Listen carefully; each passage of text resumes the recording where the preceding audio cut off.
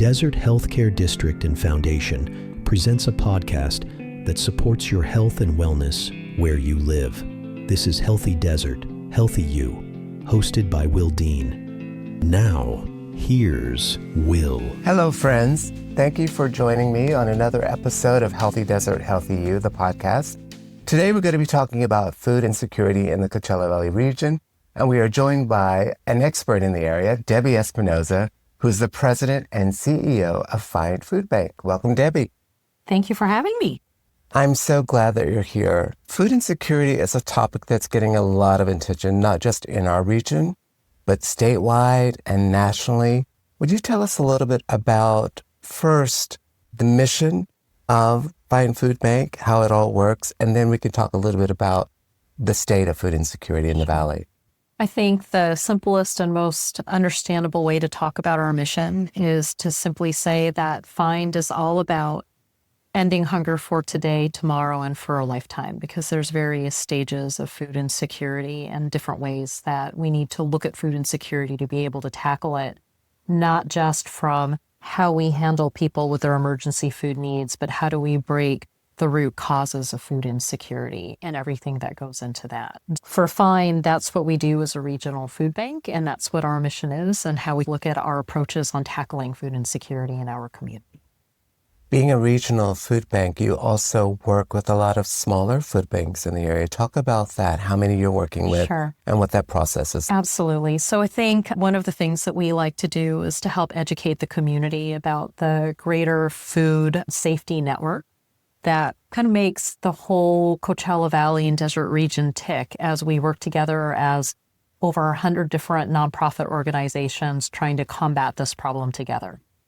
Each one of us has a very specific role, and we have our niche about what it is that we do. For Find Regional Food Bank, as the regional food bank, we are part of the Feeding America national network of regional food banks. There's 199 regional food banks that serves the entire the entire United States together as a whole. And each one of us has our geographic service areas or regions within the United States that we focus on. As a regional food bank, our role is to ensure that we're working with not just people donating locally or corporations donating locally. We are trying to bring in food resources primarily donated from across the United States, from the large corporations to the agricultural fields to food manufacturers and food distributors, many of which say we will not work directly with small local because it's not an efficient way to do it. Have a representative in your regional community, and we can drive product through that way, and then you create your network from there to be able to distribute it out. Completely makes sense. So think about it. If you're working with ConAgra or you're working with Kraft Foods, they just don't have the ability to work with a local church that wants 10 cases of cheese. But they will work with a nonprofit organization that has the capability of bringing in a full truckload, like semi-tractor trailer load of donated cheese, which we can then send out 5 cases of that to the local church that's feeding about 50 families. So I think a lot of the times people don't realize that the regional food bank actually acts on behalf of and advocates for all of the local food pantries and local food banks in order to make sure that they are getting a supply not just from the local area, but they have a voice across the United States that's being represented. That's really fascinating. So are smaller food banks required to work with Find? It sounds like it's in their best interest to do, but there's not a requirement. Yeah, Find's been around for over 40 years now.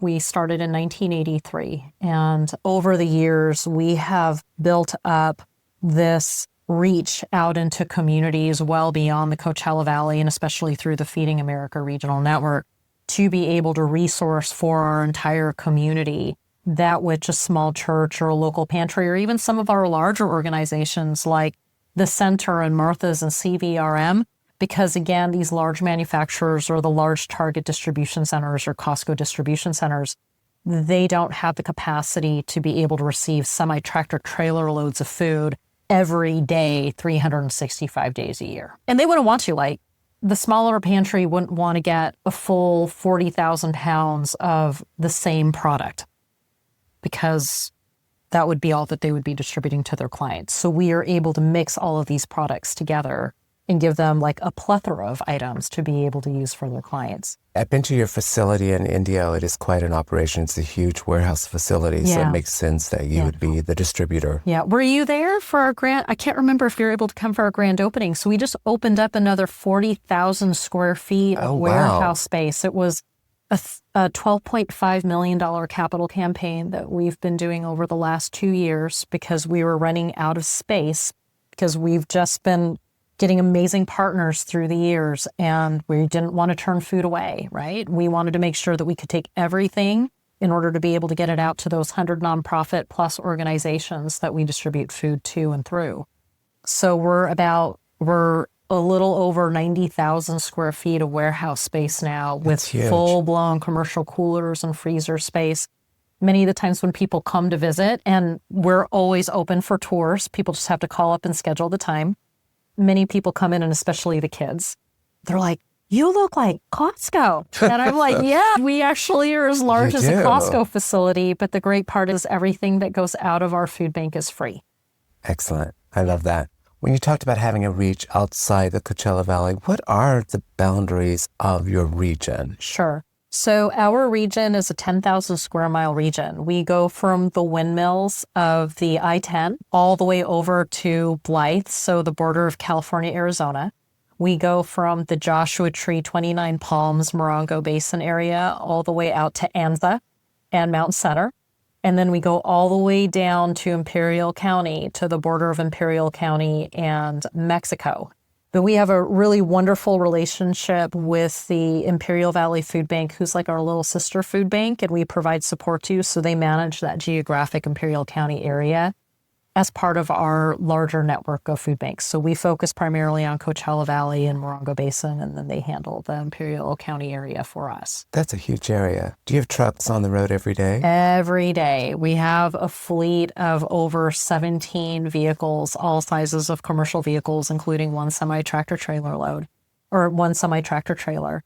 And the majority of our trucks that you see on the road are making sure that we can deliver food out to all of those local nonprofit organizations because they just don't have the capacity to come and pick up with the box trucks and stuff. So we always like to offer that service. But we also have another 22 mobile pantries on top of that. So do you know what a mobile pantry is? Tell me. All right. So they're place-based food banks and food pantries, the local ones, and they're where the food goes out to the client. So like a Coachella Valley Rescue Mission or a Martha's or an LGBTQ center, they have their local food bank, and they each serve about 200 to 300 clients on a weekly, bi-weekly, bi-monthly basis. Okay. And there's 100 of these. But there are food deserts that are still here in our community. A food desert is where there is a high concentration of food insecure people, but there isn't a resource of affordable food within a 1 to 2 mile radius of where that community lives. Or the density or population is so high that even with the resources that are there, it still may not be able to fulfill the need of what that density of food insecure population requires to be able to be made whole.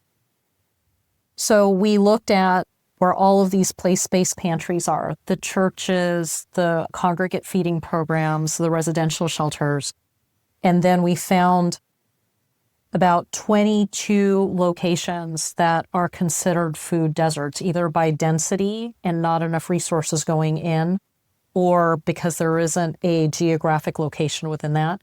We deploy our own food bank trucks to be able to serve anywhere between 200 to 600 households within that area on top of supplying each one of those local food banks. How many people are you feeding each week, each month? I'm not sure how you measure that. Sure. So together, we look at the total amount of people that have received food from the food bank, either directly or indirectly from those local food banks. When you combine that whole system together, it's about 125,000 client interactions every month. Every month, okay. And the reason why I say client interactions is because sometimes some clients need to come 1 to 2 times or 3 times even a month. So that's not the number of individuals unduplicated or the number, right? Because that would be almost half of our valley. With some people, they come once. With some people, they come 3 times. But the amount of interactions that we have with people that need food, about 125,000 plus every month. Per month.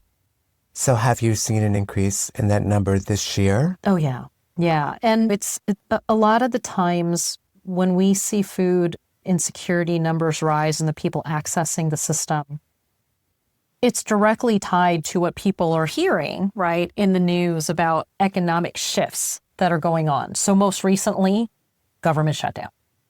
And the fear that was caused with the SNAP or CalFresh benefit interruptions, which you guys know all about because it does our healthcare system. Food is medicine. So we saw definitely a shift in that. We were doing special distributions for federal employees because they had gone almost 3 paycheck cycles without getting anything. And there were a lot of people that found themselves on the receiving support from our local food pantries or from the food bank simply because they knew that they were eventually going to get paid. But what do you do in the meantime? So there were a few hundred of those employees that we were helping. But then there was also the CalFresh interruption.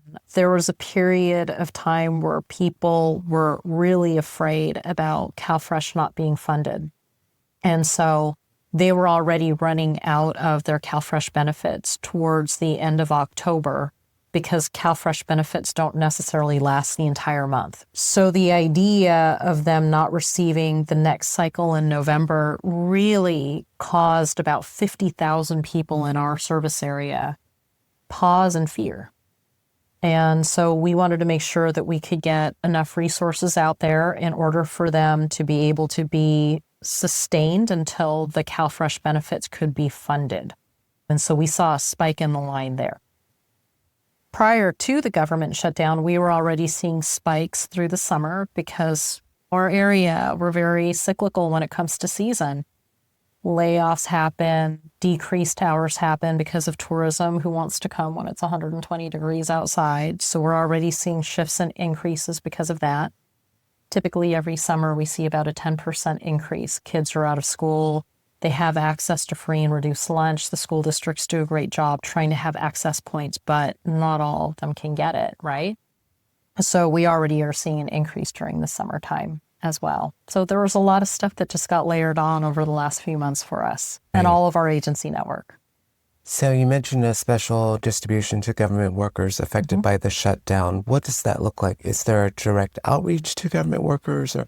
Yeah, so we partnered with the Palm Springs Airport where we see the majority of our government workers, TSA agents, but there's also the military bases. And so I know that active military were getting paid, but there's a lot of civilian federal workers that are working on military bases. So we're doing special distributions up at the 29 Palms base over at the airport.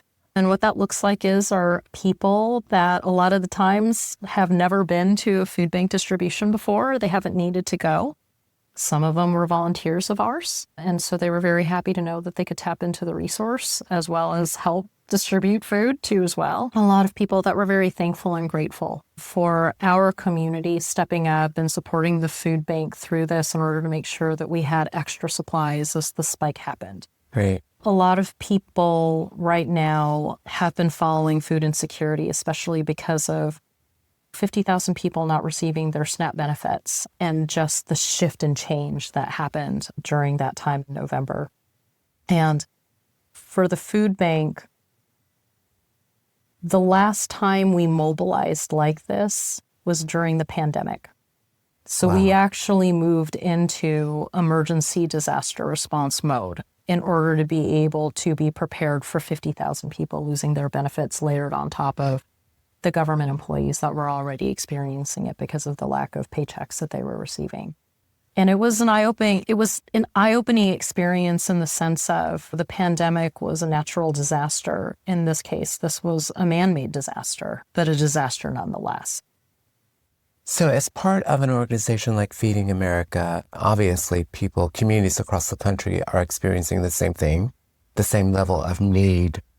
Do you find that Are you having any issues getting the support that you need from Feeding America, considering they have to, I would imagine, increase their provisions to others? Yeah. Feeding America does a really great job using data-driven decision-making.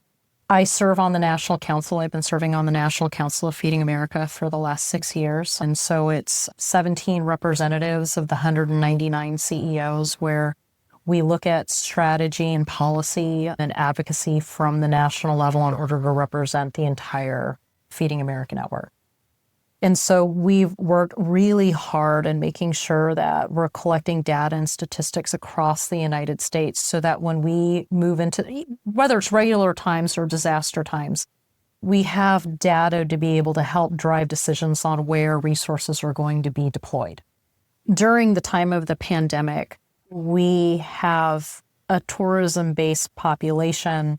Tourism fell. We have 86% of our children that are on free and reduced lunch. So by nature, all of the children that are on free and reduced lunch are deemed food insecure or have the potential of being food insecure.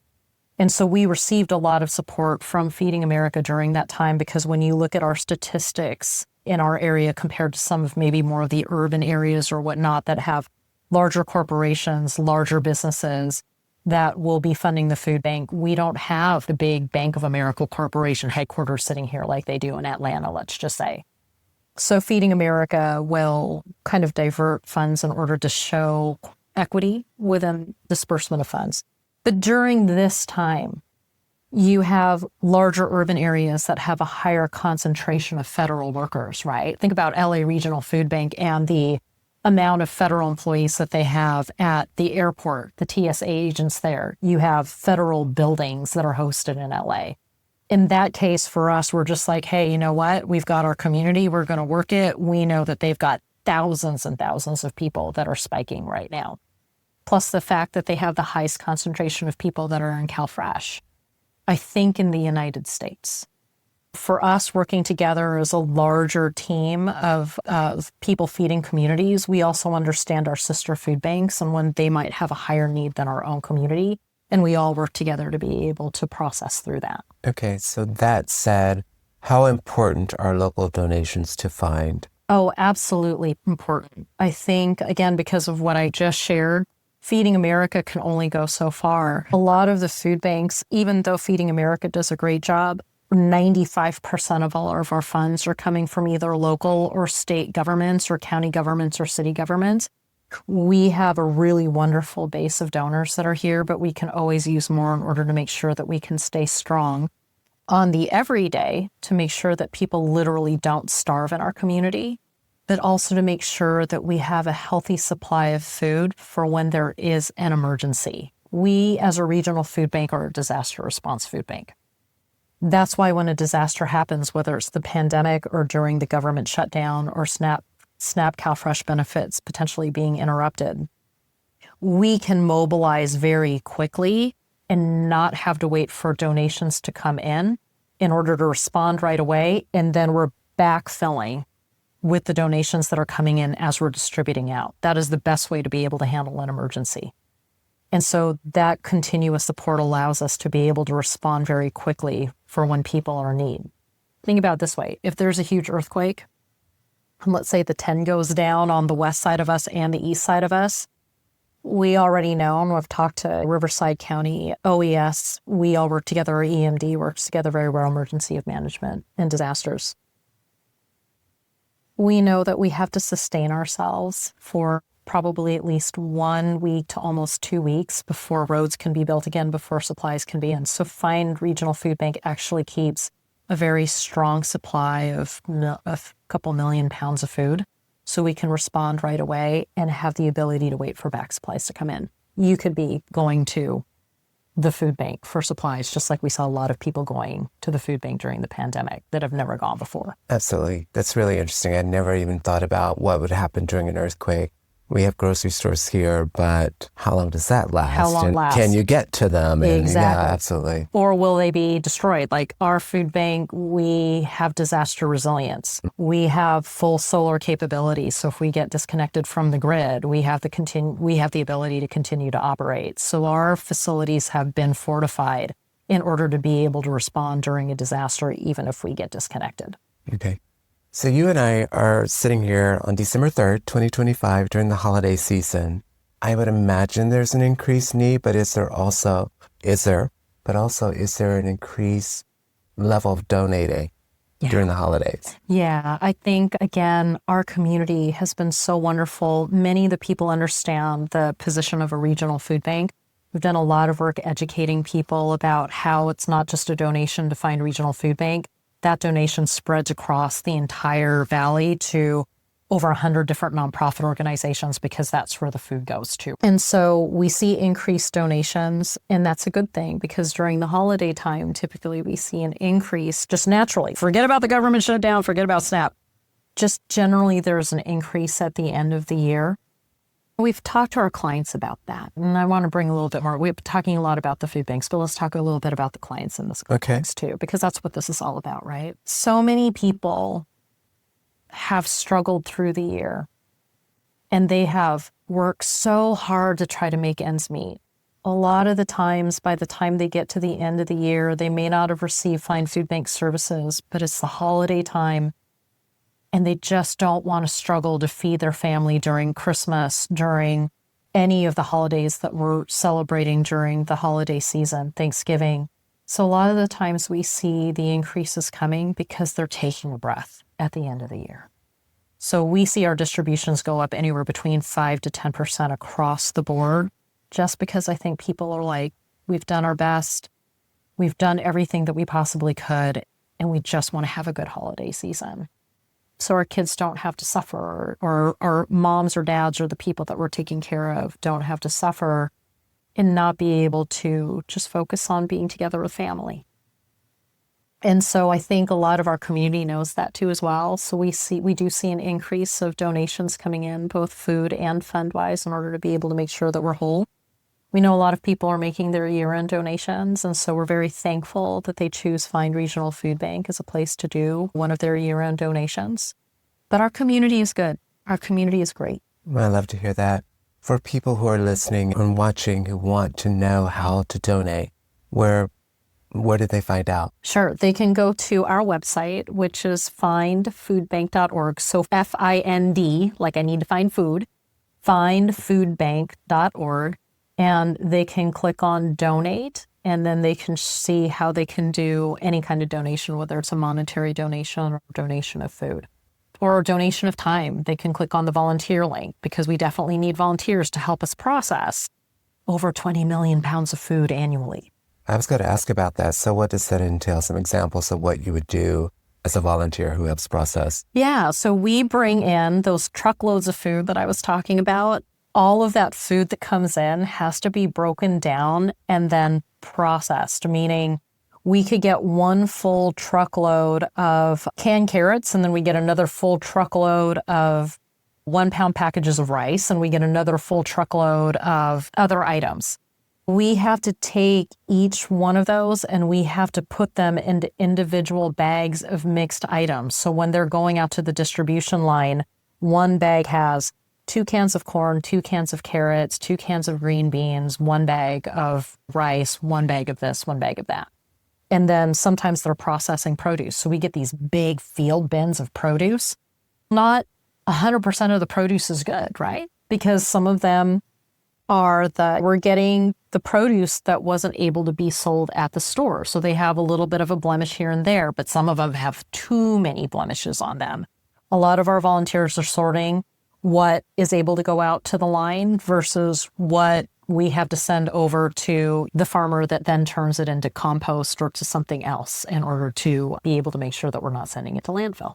Because we are an environmental organization too as well. I love that. And so I do want to talk a little bit about the produce because I know that's an area of your service that the Desert Healthcare District has been very supportive of in the past. But that's really a key part of what you do, providing fresh produce to people. Yeah. But in about 2000, I want to say 14 or 15, Find Food Bank made the decision to be a healthy food bank, meaning that we would strive for at least 90% or more of the foods going out to be healthy and nutritious foods. And we would take donations, of course, but we always want to make sure that 90% of it is offsetting the 10% that we call now the mental health foods. The mental health food. Yes, Okay. and I'm going to go into that because you're going to love it. But 90% of it is the healthy and nutritious, nutrient-dense, rich foods that a lot of the times food insecure people have a difficult time accessing. If you can imagine, the cost of food continually goes up. We're at one of our highest points per pound that we've ever seen in the United States. In fact, I just went to Sprouts the other day to try to buy ground beef. And I'm like, oh my gosh, I can't even believe how much ground beef is costing right now. This is insane. But produce is one of those too, where as much as we want to say that produce is always affordable, the variety of produce isn't necessarily affordable or accessible to people that are food insecure. And so we know that our depth and reach into the community, either through our agencies or through our mobile markets, has the ability to get fresh produce out to these communities that typically would not be able to afford it. This year, almost 40% of our product that went out of that 20 million pounds was in the form of fresh produce in order to allow equitability of distribution and access to people, to help battle type 2 diabetes, to help battle the childhood obesity epidemic that's going on in the food insecure populations. You all know this because you're Desert Healthcare District, which is why you support us with this. But millions and millions of pounds of fresh produce going out to people can change lives. It really can, because food is medicine. And what you eat is what you are going to become physically. And so we don't want people to live off of foods that are filling but are not nutrient dense, which you know is one of the causes of the epidemics of type 2 diabetes and childhood obesity in food insecure populations. If you are eating pasta noodles every day and nothing else, you may be getting fed, but they're empty calories. So it means that your body still is starving for the nutrient dense rich foods. And that's why we focus on produce. Okay. And the mental health foods? The mental health foods, those are the cakes that we get donated, the ice creams that we get donated. And in proportion to the other things, they're not necessarily bad, because a lot of the times when you have, I'll give you a story. One of our clients, or one of the clients that I've run into over the years of doing food banking, they were agitated in line and trying to push around. And we always ask them, because there's always a story, right? You never want to judge.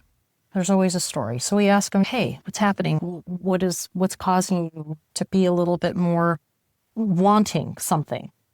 And they're like, there's a cake at the very end of the line, and I just want to make sure that I can get that. And we're like, well, why do you need the cake? And they're like, it's my child's birthday. Oh, wow. And I can't afford a birthday cake. And we want them to be able to have a birthday cake on their birthday. And that's what I'm talking about, is the mental health foods. As much as we want everybody to have the nutrient-dense rich foods in proportion to some of these other things that can really brighten somebody's day. And yeah, it's not a strawberry and it's not an orange. Many of our children that go to our sites, they love getting the fresh fruits, and we want to make sure they get an abundance of them. But every once in a while, it's nice to have a little bit of a treat too. I love that, because obviously survival, health are top priority. Food is such a part of our culture and our celebrations. Absolutely. And that should be a part of it as well. Yeah. Yeah. So that's why I call those ones, as long as they're proportional to the nutrient-dense rich foods. Sometimes there's a mental health aspect of being to access those too as well, to help us with the celebrations. Absolutely. Parting thoughts. What do you want our listeners and viewers to know about how they can help? I think every regional food bank needs three things, and we talked about it already, but I just want to make sure that I can bring that up again. We need food, we need friends, meaning the volunteers, and we need funds. 97% of all of the funds donated goes to operations of the food bank. We have one of the best efficiency ratings that you can get for any nonprofit. And it's because the majority of our food is donated. So a lot of the donations that are coming in are making sure that we can fuel the trucks, that we have 47 full-time staff members in order to make sure that we can process over 20 million pounds of free food to get out into the community. So those funds are really important to make sure that the lights stay on and that we can pay for really wonderful employees that really love their job and the mission of the food bank to get the food out. The volunteers are absolutely necessary. The amount of volunteer time combined together over this last year is equivalent to over 10 full-time employees. That's the meaning of volunteerism at the food bank. And we can't do without the volunteers because we need that manpower and that human power to be able to process all of that. And of course, the food. Whether it's dropping off food, so it's not going to landfill, it has to be edible food. It can't be food that's already been used. It has to be food that hasn't been contaminated, or you thought you liked something and you ate one can of it and you have 2 more cans of it. Come and drop it off at the food bank or drop it off at one of our local pantries. We can always redistribute that out, and I guarantee you somebody's going to like it and be happy that they received it. So those are the 3 things that we need. Find continually looks at other things too, not just the food distribution, which is what we focused on, but we have outreach services, making sure that we can link people that are food insecure with other services like utility assistance, rental assistance, helping them fill out Medi-Cal applications and CalFresh applications, because that's our ending hunger for tomorrow, meaning our ending hunger for today is literally to make sure people don't starve.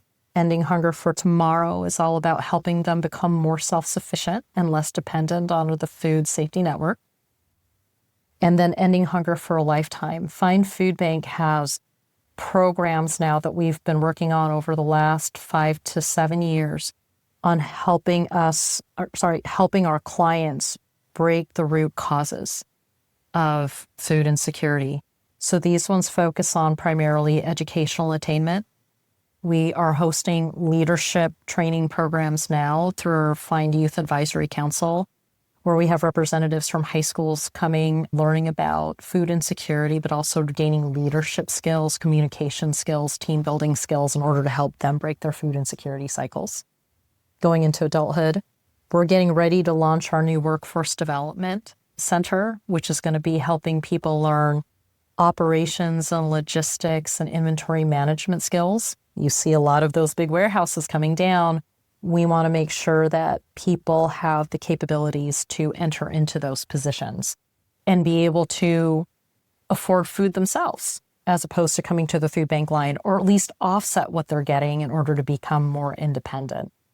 We have other programs that also focus on financial literacy. So when you do have expendable dollars, how do you make sure that you use that in budget appropriately so you can incorporate being able to pay for food on your own? So Find really employs a very broad approach to food insecurity, not just in terms of health and need, but also prevention. Absolutely. Through economic preparedness and also education. Absolutely. When you're looking at food insecurity, you have to tackle it from so many different angles, because if you just focus on one angle, you may be helping to ensure that people don't starve for today, but what we want to do is try to shorten the line, is how we say it. It's our shortening the line work.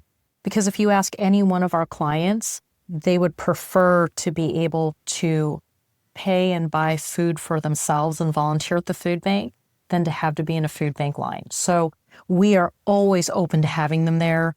It is like, we want this to be like your home, to feel comfortable to receive supplies from either our food bank partner food banks or from the food bank distributions itself. But if you're looking for opportunities to be able to become more independent, we want to have those options available for you too as well. Debbie, thank you so much for being here, and thank you for the essential service that Find provides. Absolutely. We are happy to do that for the community for many years to come. There you have it, everyone. If you want to learn more about Find, visit findfoodbank.org. And be sure to catch the next episode of Healthy Desert, Healthy You. The podcast is available wherever you enjoy podcasts. Thank you. Thank you for joining us on this episode of Healthy Desert, Healthy You. This podcast is a production of the Desert Healthcare District and Foundation in Palm Springs, California. For more information, please visit the website dhcd.org. Our annual conference site is healthydeserthealthyu.com. This podcast is available at most major podcast portals, including Amazon Music, Apple Podcasts, Audible, Captivate.fm, Spotify, and YouTube Music. Thanks for listening. Be sure to subscribe.